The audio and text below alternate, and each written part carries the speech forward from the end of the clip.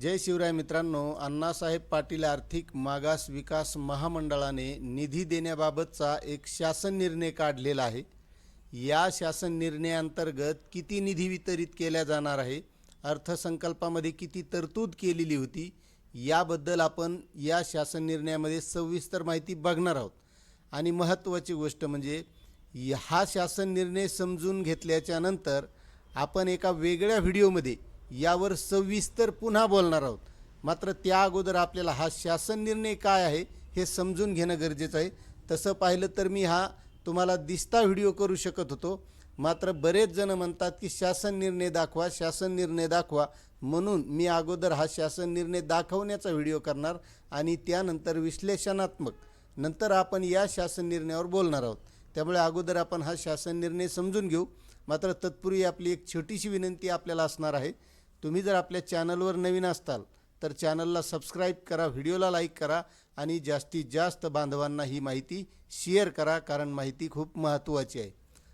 तर मित्रांनो, अण्णासाहेब पाटील आर्थिक मागास विकास महामंडळास सन 2026-27 या आर्थिक वर्षाकरिता निधी वितरित करण्यास मान्यता देण्याबाबत असा हा शासन निर्णय 20 मे 2026 रोजी निर्गमित करण्यात आलेला आहे।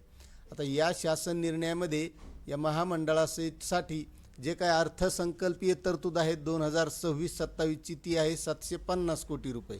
मात्र संदर्भाधीन 2 येथील पत्रान्वये व्यवस्थापकीय संचालक यांच्या पत्रान्वये महामंडळाने मागणी केल्यानुसार आपल्याला हा निधी अर्थसंकल्पित अनुदान 750 कोटी आहे।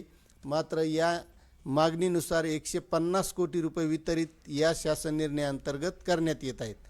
आता यामध्ये ज्या काही अटी शर्ती दिलेल्या आहेत त्या बघून घ्या। व्यवस्थापनावरील खर्च मर्यादित ठेवण्याच्या दृष्टीने कामकाजात सुसूत्रता आणावी, विविध बाबीवर खर्च केलेल्या रकमांची तपशीलवार माहिती, त्यावर केलेला खर्च यांची सविस्तर माहिती शासनास सादर करावी, कार्यालयीन खर्चात काटकसर करावी, सदरचा निधी खर्च करताना राज्य शासनाची कार्यनियमावली, वित्तीय नियमावली, अर्थसंकल्पीय नियम पुस्तिकेतील तरतुदी सर्व अटी शर्तीचे अनुपालन करून निधीचा विनियोग करावा। तसेच खर्च करताना कोणतीही वित्तीय अनियमितता होणार नाही याची दक्षता घ्यावी। सदर निधी खर्च केल्यानंतर त्याबाबतचे उपयोगिता प्रमाणपत्र वेळोवेळी शासनास संबंधितांना सादर करण्याची जबाबदारी ही व्यवस्थापकीय संचालक अण्णासाहेब पाटील आर्थिक मागास विकास महामंडळ मर्यादित मुंबई यांची राहील। सदर प्रयोजनासाठी झालेला प्रत्यक्ष खर्च व प्रधान महालेखापाल मुंबई यांच्या कार्यालयाने नोंदविलेला खर्च याचा ताळमेळ घालण्याची कार्यवाही महामंडळाने करावी।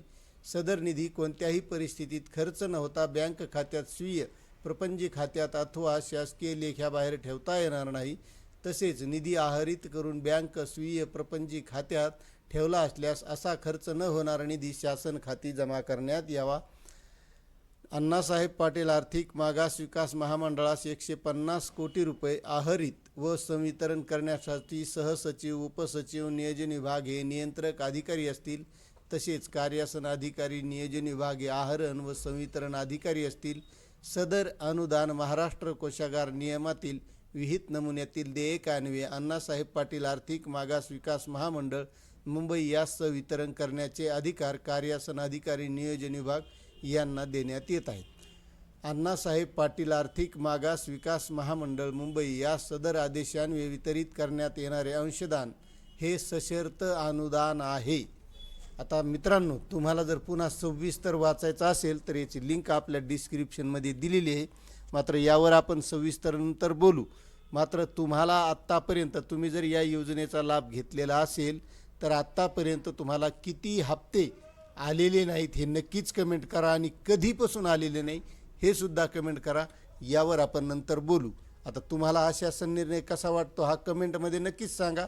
मात्र चॅनलवर नवीन असताल तर चॅनलला सुद्धा सबस्क्राईब करा। धन्यवाद।